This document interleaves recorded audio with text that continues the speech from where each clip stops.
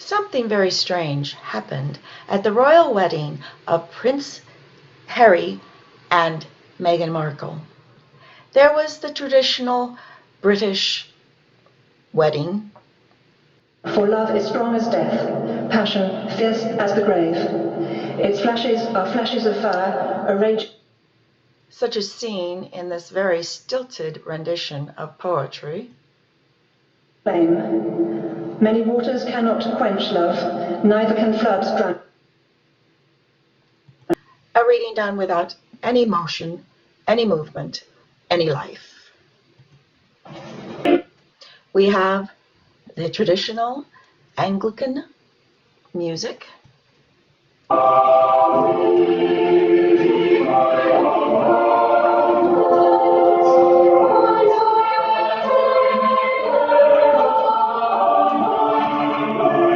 Oh, and let us not forget about the choir boys. And while the royal family has been very understated about Meghan Markle's African American roots, we believed that the wedding was going to be very traditional. But no, it appears that they are flaunting the African American traditions in front of us. We have the Reverend Curry from the U.S. giving a speech. There's power in love. Don't underestimate it. Don't even over-sentimentalize it. Clooney and his wife. There's power. All the popular Power in people. love. If you don't believe me, think about a time when you first fell in love. The whole world seemed to center around you and your beloved. Well, there's power. Power in love. Not just in its romantic forms, but any form, any shape of love. There's a certain sense in which when you are loved and you know it, when someone cares for you and you know it, when you love and you show it. This is so very un-British. This is so very untraditional. It is in your face, un-British, untraditional. There is something going on, and this is a symbol signifying something's vastly changed in the world. On one occasion was asked by a lawyer to sum up the essence of the teachings of Moses. And he went back and reached back into the Hebrew scriptures, to Deuteronomy and Leviticus. And Jesus said, you shall love the Lord your God with all your heart, all your soul, all your mind, and all your strength. This is the first and great commandment. And the second is like it. Love your neighbor as yourself. And then in Matthew's version, he added, he said, on these two, love of God and love of neighbor, hang all the law, all the prophets, everything that Moses wrote, everything in the holy prophets, everything in the scriptures, everything that God has been trying to tell the world. Love God. Love your neighbors. And while you're at it, love yourself. This is an African American invasion of the British royalty. These African American actors at this wedding are preaching to the English royalty and giving them the what for. There's something very significant going on in this world, and this is marking a distinct change. Now let's listen on. It gets more hilarious. No. Someone once said that Jesus began. And if you notice throughout the entire service, Prince Charles keeps his head bowed.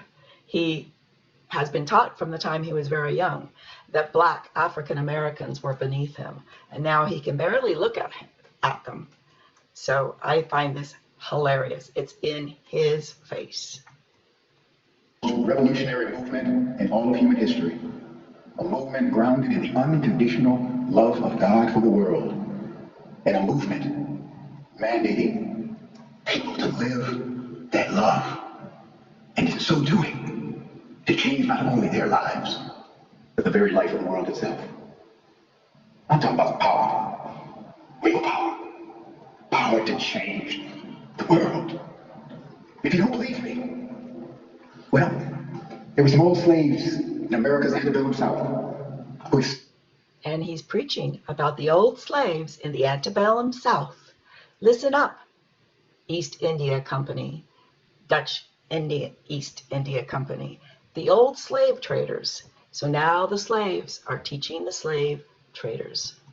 Into the dynamic power of love and why it has the power to transform. They explained it this way. They sang a spiritual, even in the midst of their captivity. It's one that says there is a balm in Gilead, a healing balm, something that can make things right. There is a balm in Gilead to make the wounded whole. There is a balm in Gilead that heals the sin-sick soul. And one of the stanzas actually explains why. They said, if you cannot preach like Peter, and you cannot pray like Paul, you just tell the love of Jesus, how he died to save us all. Oh, that's the balm in Gilead. This way of love is the way of life. They got it. He died to... I don't know, but that looked like a chill just ran up her back. The Queen of England, is trying to not express too much dismay at this spectacle of a black preacher in a British Anglican church. Oh my, how things have changed. He didn't die for anything he could get out of it. For us, that's what love is. Love is not selfish and self-centered. Love can be sacrificial. And in so doing, becomes redemptive. And that way of unselfish, sacrificial, redemptive love changes lives. And it can change this world. The love, the sacrificial, redemptive power of love. Love can be a sacrificial, redemptive act. And I believe that's what these old African Americans are teaching the royal household. The sacrifice that they have gone through to redeem the entire human race, to lift the human race, to bring us into the union with love. Imagine a world where love is the way. Imagine our homes and families where love is the way. Imagine neighborhoods and communities where love is the way. Imagine governments and nations where love is the way. Imagine business and commerce where love is the way. And I just want to remark here, and I'm going to cut it short, but this is beautiful oratory.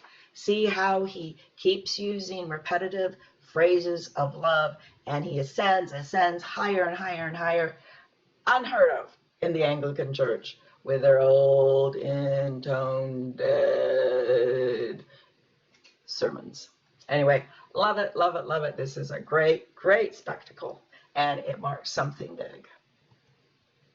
Imagine this tired old world when love is the way. When love is the way, unselfish, sacrificial, redemptive. When love is the way, then no child will prevent hunger in this world ever again. When love is the way, we will let justice roll down like a mighty stream and righteousness like an ever-flowing brook. When love is the way, poverty will become history. When love is the way, the earth. Choir.